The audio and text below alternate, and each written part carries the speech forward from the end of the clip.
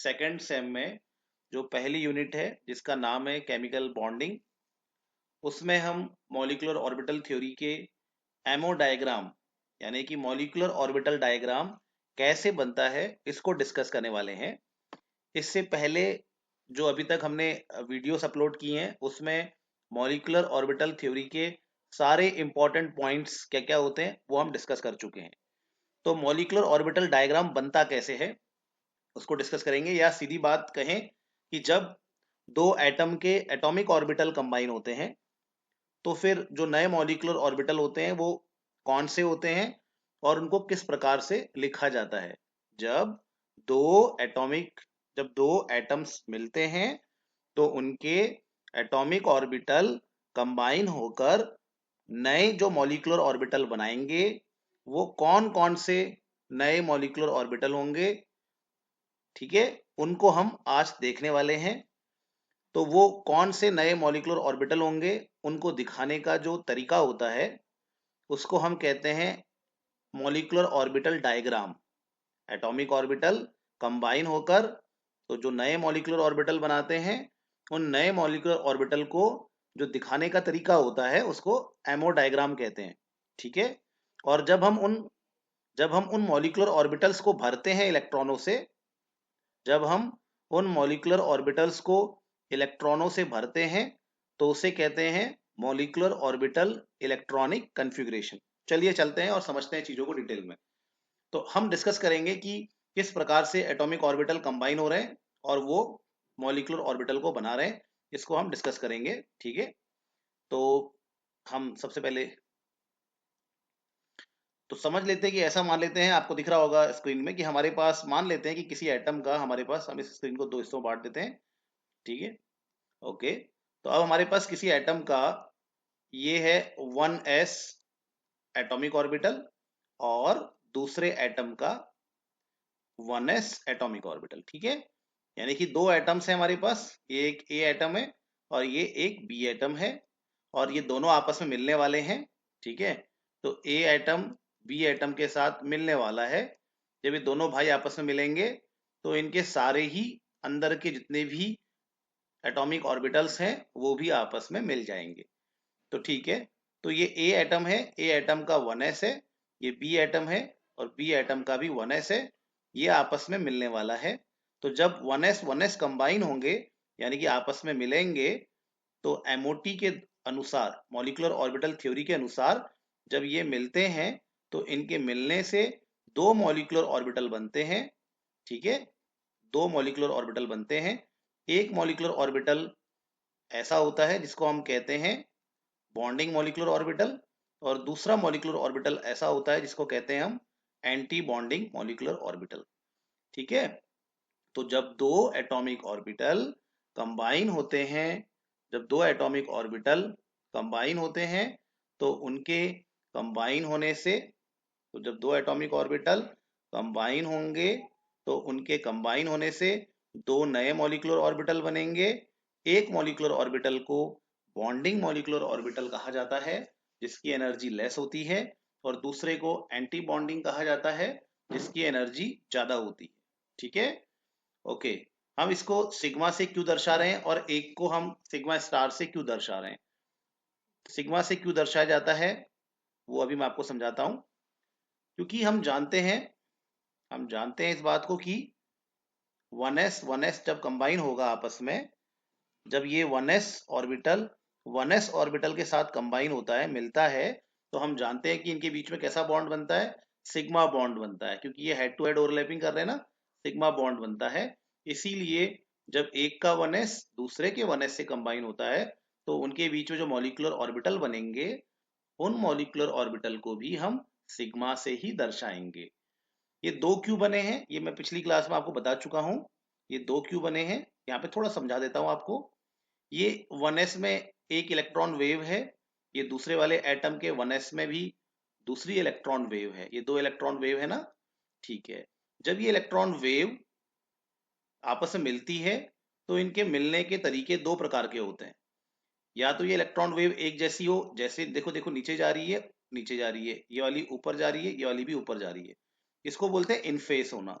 तो जब ये 1s कंबाइन हुआ, तो इसके कंबाइन होने से ध्यान रखना, 1s कंबाइन होता है तो इनके अंदर की इलेक्ट्रॉन वेव भी कंबाइन होती है। और इलेक्ट्रॉन वेव अगर इन फेस है, इन फेस यानी कि एक जैसी है, ये ऊपर जा रही है, ये भी ऊपर से नीचे आ रही है, तो ये दोनों आपस में कंबाइन होके एक बहुत ही स्ट्रॉन्ग इलेक्ट्रॉन वेव बना देते हैं। ठीक है, ये क्या बना देते हैं, एक स्ट्रॉन्ग इलेक्ट्रॉन वेव बना देते हैं। और ये स्ट्रॉन्ग इलेक्ट्रॉन वेव क्या करती है, ये स्ट्रॉन्ग इलेक्ट्रॉन वेव क्या करती है, दोनों एटम के न्यूक्लियस के बीच में प्रेजेंट रहती है और ये दोनों न्यूक्लियस को बांध के रखती है। इसलिए यहाँ पर जो ये मॉलिक्यूलर ऑर्बिटल बनता है, इस मॉलिक्यूलर ऑर्बिटल को हम कहते हैं बॉन्ड बनाने वाला मॉलिक्यूलर ऑर्बिटल, यानी कि बॉन्डिंग मॉलिक्यूलर ऑर्बिटल। इसके अलावा एक और तरीका हो सकता है, यहाँ पे हम एक और तरीका हो सकता है कि ये इलेक्ट्रॉन वेव और ये इलेक्ट्रॉन वेव एक दूसरे को पसंद ही ना करे, ऐसा भी हो सकता है। ये नीचे से देखो, ये नीचे आ रही है, ऊपर आ रही है, दूसरी वाली ऊपर जा रही है, फिर नीचे आ रही है। तो ऐसे में ये दोनों इलेक्ट्रॉन वेव एक दूसरे को क्या कर देती हैं, कैंसल कर देती हैं, एक दूसरे से दूर भाग जाती हैं। ऐसे में न्यूक्लियस, इस एटम का न्यूक्लियस और इस एटम का न्यूक्लियस एक दूसरे के बिल्कुल आमने सामने आ जाते हैं ना, ये मुंह से एक दूसरे के सामने सामने आ गए। फिर ये एक दूसरे को पसंद नहीं करते हैं, रिपल करते हैं, और ये मॉलिक्यूलर ऑर्बिटल बॉन्ड नहीं बनाता है। तो इस प्रकार से कितने मॉलिक्यूलर ऑर्बिटल बन जाएंगे, इस प्रकार से हमारे दो मॉलिक्यूलर ऑर्बिटल बनेंगे। एक जहां पर स्ट्रॉन्ग इलेक्ट्रॉन वेव होगी, जहां पे स्ट्रॉन्ग इलेक्ट्रॉन वेव होगी ये बॉन्ड बनाएगी, ठीक है, और ऐसा मॉलिक्यूलर ऑर्बिटल बॉन्डिंग कहलाएगा। और एक जहां पे इलेक्ट्रॉन वेव एक दूसरे से दूर भाग रही हैं, ठीक है, और वो मॉलिक्यूलर ऑर्बिटल बॉन्ड नहीं बनाता है, उसको एंटी बॉन्डिंग कहते हैं। अब क्योंकि ये दोनों एटॉमिक ऑर्बिटल 1s कंबाइन होके सिग्मा बॉन्ड बनाते हैं, इसीलिए हम जो मॉलिक्यूलर ऑर्बिटल बनता है ना, उन मॉलिक्यूलर ऑर्बिटल को हम हमेशा सिग्मा से दर्शाते हैं। चाहे फिर वो बॉन्डिंग हो तो उसको सिग्मा बोलेंगे, और एंटी बॉन्डिंग होगा तो सिग्मा स्टार बोलेंगे। ठीक है, तो अब आ जाते हैं हम अपने टॉपिक में, एक बार इसको इरेज कर लेते हैं। तो ओके, हमने इसको इरेज कर दिया है। तो यहाँ पे हम आ गए अपने टॉपिक में दोबारा वापस कि 1s से कंबाइन होगा, 1s अगर 1s से कंबाइन होगा तो ये बनाएगा सिग्मा 1s और सिग्मा स्टार 1s। इसी प्रकार से अगर इससे थोड़ा ज्यादा एनर्जी किसकी होगी, हम जानते हैं 1s से ज्यादा एनर्जी किसकी होती है, यहाँ पे ये एनर्जी की लाइन है बेटा, हाँ एनर्जी इंक्रीज हो रही है यहाँ पे। ठीक है, तो 1s से ज्यादा एनर्जी किसकी होती है बच्चों, 2s की होती है। तो यहाँ से एक एटम का 2s आ जाएगा और दूसरे एटम का 2s आ जाएगा, और ये दोनों आपस में कंबाइन हो जाएंगे। और इन दोनों के कंबाइन होने से क्या बन जाएगा, इन दोनों के कंबाइन होने से बन जाएगा सिग्मा 2s और सिग्मा स्टार 2s बन जाएगा। थोड़ा ठीक से बना लीजिएगा आप, ठीक है, तो सिग्मा स्टार 2s बन जाएगा। तो बहुत ही सिंपल है। तो ये यहाँ पर हमारे पास एक एटम A है, ये दूसरा एटम हमारे पास B है। जब ये एक दूसरे के पास आते हैं तो इनके इनके एटॉमिक ऑर्बिटल आपस में कंबाइन होते हैं। एटॉमिक ऑर्बिटल के कंबाइन होने से दो मॉलिक्यूलर ऑर्बिटल बनते हैं, एक बॉन्डिंग मॉलिक्यूलर ऑर्बिटल कहलाता है, एक एंटी बॉन्डिंग मॉलिक्यूलर ऑर्बिटल कहलाता है। बॉन्डिंग मॉलिक्यूलर ऑर्बिटल को बिना स्टार के दर्शाएंगे और एंटी बॉन्डिंग को स्टार के साथ हम दर्शाएंगे। और जब ये दोनों atomic orbital head to head overlapping करते हैं तो सिग्मा बॉन्डिंग मॉलिक्यूलर ऑर्बिटल बनेगा और सिग्मा स्टार एंटी बॉन्डिंग बनेगा। इसी प्रकार से 2s का भी हो गया, 2s भी तो हेड टू हेड ओवरलैपिंग करता है ना, तो 2s भी हेड टू हेड ओवरलैपिंग करता है। तो जब ये एटम और ये एटम का 2s मिलेगा तो जो अंदर मॉलिक्यूल बनेगा, मॉलिक्यूल में क्या बनेगा, एक सिग्मा 2s बनेगा, एक सिग्मा स्टार 2s बनेगा। ठीक है, चलिए अब हम आते हैं 2p को देखते हैं, इसको जरा ध्यान से समझना है। तो इसके ऊपर तो बना नहीं पाऊंगा मैं, जगह नहीं है ना इसके ऊपर, तो इसलिए मैं इस साइड दूसरी साइड बना रहा हूँ। तो यहाँ पर मैं बनाने की कोशिश करता हूँ बच्चों। तो यहाँ पर मैं इसको बना रहा हूँ, मैं ये देखिए हमारे पास 2p बनाता हूँ। ठीक है, तो ऐसे ही यहाँ पर भी 2p बनाता हूँ। तो ये हमारे पास क्या है, 2p है। 2p में बताइए तो कितने ऑर्बिटल होते हैं, पता है ना आपको, 2p में कितने ऑर्बिटल होते हैं। 2p में 3 ऑर्बिटल होते हैं। एक ऑर्बिटल का नाम होता है x, एक का नाम होता है y, एक का नाम होता है z। तो ऐसे ही दूसरे एटम के पास भी होगा x, y एंड z। ठीक है, अब ये जो तीन आपके पास p ऑर्बिटल है, एक एटम के, a एटम के, और ये जो आपके पास तीन p ऑर्बिटल है, दूसरे एटम के बी के, जब ये कंबाइन होंगे तो आपको याद रखना है हमेशा, ये एक स्टैंडर्ड हम मान लेते हैं कि पीजेड वाला जो है और ये जो पीजेड वाला है, ये आपस में हेड टू हेड ओवरलैपिंग करता है। पीजेड और पीजेड हमेशा क्या करेगा, ये स्टैंडर्ड माना जाता है, आप भी इसको याद करिएगा। पीजेड पीजेड हमेशा क्या करेगा, हेड टू हेड ओवरलैपिंग करेगा। और ये जो पी एक्स है, इसको पी एक्स मान ले रहे हैं, और ये जो पी एक्स है, ये आपका क्या करेगा, साइड वाइज ओवरलैपिंग करेगा, पाई बॉन्ड बनाएगा। ठीक है। और आपको एक और चीज ध्यान रखनी है, इसमें एक और ऑर्बिटल होता है, वो कौन सा होता है, यहाँ पर मैं ऐसे कर लेता हूँ, पी वाई। तो पी वाई भी साइड वाइज ओवरलैपिंग करता है, और वो भी हमारा पाई बॉन्ड बनाता है। तो हमें क्या ध्यान रखना है यहाँ पे, हमें ये ध्यान रखना है कि जो हमारा 2p z है, वो क्या बनाएगा, सिग्मा बॉन्ड बनाता है। तो उसके मॉलिक्यूलर ऑर्बिटल का नाम भी क्या होगा, सिग्मा मॉलिक्यूलर ऑर्बिटल होगा। और हमारा जो px है और हमारा जो py है, उसको हमने क्या मान लिया है कि वो साइड वाइज ओवरलैपिंग करते हैं, और उनके द्वारा जो साइड वाइज ओवरलैपिंग करते हैं, तो उनके जो मॉलिक्यूलर ऑर्बिटल होंगे उनका नाम पाई होगा। ठीक है। ऐसे करके आपने ध्यान रखना है इस बात का। अब हम इसका एमो डायग्राम बनाते हैं। ओके, चलिए अब हम एमो डायग्राम बनाते हैं किसका, 2px 2py 2pz एक एटम का जब दूसरे एटम के साथ कंबाइन होता है, तो फिर किस तरह के इसमें एमो डायग्राम बनते हैं उसको देखेंगे। तो सबसे पहले 2pz और 2pz कंबाइन हुआ, यहाँ से 2pz आया इधर से, और यहाँ से 2pz आया, 2pz कंबाइन होगा। तो मैंने क्या कहा, ये हेड टू हेड ओवरलैपिंग करते हैं, इसलिए इनका जो मॉलिक्यूलर ऑर्बिटल होगा उसका नाम क्या होगा, सिग्मा 2pz। ठीक है।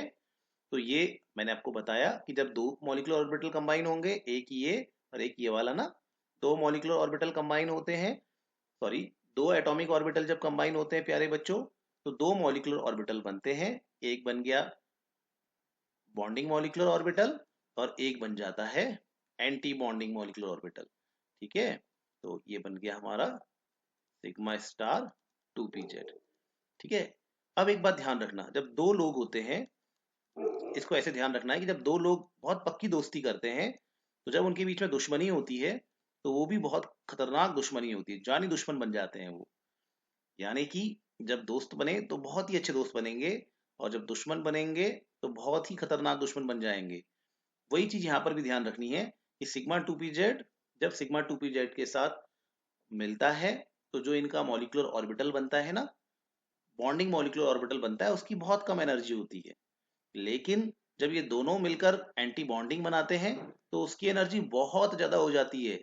ठीक है। देखा, ये दो दोस्त थे, ये दो दोस्त थे, दोस्त नंबर 1 और ये दोस्त नंबर 2, ये दोनों ने जब दोस्ती की अच्छी, तब तो बहुत अच्छी चीज बनी, जिसकी एनर्जी बहुत कम है। ठीक है। और लेकिन जब इनमें दुश्मनी हो गई, यानी कि एंटी बॉन्डिंग जब ये नेचर के हो गए, तो भैया इन्होंने बहुत ज्यादा एनर्जी का, बहुत ज्यादा इनकी दुश्मनी बढ़ जाती है, बहुत ज्यादा एनर्जी का मॉलिक्यूलर ऑर्बिटल ये बनाते हैं। ठीक है। ध्यान रखना, ये सिग्मा 2pz की एनर्जी बहुत कम होगी, और सिग्मा स्टार 2pz की एनर्जी बहुत ज्यादा हो जाएगी। चलिए अब देखते हैं हम, अब हम देखते हैं कि हमारा, अब हम यहाँ देखेंगे कि हमारा जो 2px है, 2px और 2px कंबाइन होगा। तो मैंने क्या बताया आपको, 2px कंबाइन होगा, तो क्या बनाएगा 2px कंबाइन होके, यार वही तो बनाएगा, जब दो ऑर्बिटल कंबाइन होते हैं तो एक बॉन्डिंग बनेगा, एक एंटी बॉन्डिंग बनेगा। तो 2px कंबाइन होंगे, तो एक बॉन्डिंग मॉलिक्यूलर ऑर्बिटल बनेगा।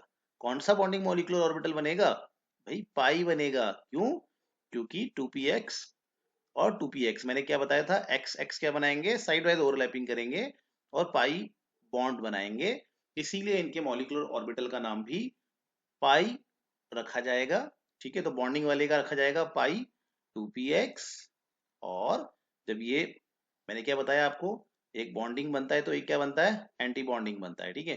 तो एक बन जाएगा हमारा एंटी बॉन्डिंग, उसका नाम होगा पाई स्टार 2px। ठीक है। ओके। अब देखते हैं, अब यहाँ 2py भी तो है ना, तो जब 2py कंबाइन होगा, तो दो ऑर्बिटल कंबाइन हो रहे हैं ना, तो उनके कंबाइन होने से एक क्या बनेगा, एक बॉन्डिंग मॉलिक्यूलर ऑर्बिटल बनेगा, क्योंकि 2py भी साइड वाइज ओवरलैपिंग कर रहे हैं, तो इसीलिए इनके साइड वाइज ओवरलैपिंग करने की वजह से जो बॉन्डिंग मॉलिक्यूलर ऑर्बिटल बनेगा वो कैसा बनेगा, जो बॉन्डिंग मॉलिक्यूलर ऑर्बिटल बनेगा उसका नाम क्या होगा, पाई होगा। तो पाई 2p बनेगा, और ऐसे ही पाई स्टार 2p बनेगा। देख लिया आपने, ठीक है। अब आप बोलेंगे मैंने पाई 2px को और पाई 2py को साथ में क्यों रखा, क्योंकि भैया वो सेम टाइप के ऑर्बिटल है ना, ये भी पाई है और ये भी पाई है, तो पाई दोनों की एनर्जी सेम होती है, इसलिए उनको साथ में रखा है। और वैसे ही पाई स्टार भी सेम टाइप के ऑर्बिटल्स हैं, मॉलिक्यूलर ऑर्बिटल है, इसलिए इनकी एनर्जी भी सेम होती है। तो बच्चों ये यहाँ तक आपने क्या करना है, मॉलिक्यूलर ऑर्बिटल डायग्राम को याद रखना है कि भाई सबसे सबसे पहले कौन सा मॉलिक्यूलर ऑर्बिटल होगा। एक बार आ जाते हैं अपने टॉपिक, इधर से आ जाते हैं। तो सबसे पहले होगा सिग्मा 1s, जिसकी एनर्जी सबसे कम होगी। फिर उसके बाद थोड़ा ज्यादा एनर्जी का कौन होगा, सिग्मा स्टार 1s, उससे ज्यादा एनर्जी का sigma 2s, and then sigma star 2s। और फिर हम किससे मिलेंगे एनर्जी के लेवल में, सिग्मा 2pz। याद रखेंगे आप लोग, लिख लेंगे इसको, एक जगह लिख लूं मैं, यहाँ पे लिख लेता हूँ, ठीक है। तो सबसे कम एनर्जी का क्या होगा, सिग्मा 1s, ठीक है। फिर होगा सिग्मा स्टार 1s की एनर्जी बढ़ रही है, दिख रहा है ना आप लोगों को यहाँ पे, ये मैं आपको यहाँ दिखा नहीं पा रहा हूँ, यहाँ समझ लेना, ये देखो सिग्मा स्टार 1s। फिर उससे ऊपर एमओ डायग्राम में देखो क्या है, सिग्मा 2s है। फिर उससे ऊपर क्या है, सिग्मा स्टार 2s है। फिर उससे ऊपर क्या है, सिग्मा 2pz है। और उससे ऊपर कौन है, पाई 2px। और पाई 2py को हम एक साथ लिख लेते हैं क्योंकि उनकी एनर्जी तो सेम है। तो पाई 2px और पाई 2py को एक साथ लिख लो, एक साथ, क्योंकि इनकी एनर्जी सेम है। Then pi star 2px and pi star 2py, इनकी एनर्जी भी सेम है, दोनों की, दो मॉलिक्यूलर ऑर्बिटल है। और इससे ज्यादा एनर्जी किसकी है, पाई स्टार 2pz। इतना बच्चों आपको हमेशा याद रखना है, ठीक है, ये रट लेना है। इस तरह से मॉलिक्यूलर ऑर्बिटल बढ़ती हुई एनर्जी में हमें मिलते हैं। अब हम अगली क्लास में पढ़ेंगे कि कैसे हम इन मॉलिक्यूलर ऑर्बिटल्स में इलेक्ट्रॉन भरेंगे, जैसे कि हाइड्रोजन के, हीलियम के केस में। फिर हम बोरॉन के केस को देखेंगे, बेरिलियम का केस देखेंगे, कार्बन का केस देखेंगे, ऑक्सीजन का देखेंगे, नाइट्रोजन का देखेंगे। इन सभी के केस में ये मॉलिक्यूलर ऑर्बिटल कैसे भरे जाते हैं उनको देखेंगे। और इसके आधार पे हम इनकी स्टेबिलिटी, इनका मैग्नेटिक कैरेक्टर, उसको समझेंगे, ठीक है। ये हमारे क्योंकि एक ही तरह के एटम से बने हैं ना, देखो हीलियम हीलियम एक ही तरह के एटम से बना है ना, इसलिए इसको होमोन्यूक्लियर मॉलिक्यूल कहते हैं, होमो डाई न्यूक्लियर। ये होमोन्यूक्लियर है, होमोन्यूक्लियर कहना कहना सही रहेगा। तो ये होमोन्यूक्लियर है ना, एक ही तरह के, इसमें सेम तरह के एटम है, तो होमोन्यूक्लियर कहेंगे इनको। तो हम होमोन्यूक्लियर का एग्जांपल लेंगे। इसके बाद हम कार्बन मोनोऑक्साइड उठाएंगे, देखिए यहाँ पे दो डिफरेंट न्यूक्लियस है, इसलिए इसको हेट्रोन्यूक्लियर कहते हैं। तो इसका भी हम एमओ डायग्राम या एमओ इलेक्ट्रॉनिक कन्फिग्रेशन अगली क्लास में समझेंगे। उम्मीद है कि आपको यहाँ तक बातें समझ में आई होंगी। धन्यवाद, अपना ध्यान रखिएगा बच्चों, अच्छे इंसान बनिएगा।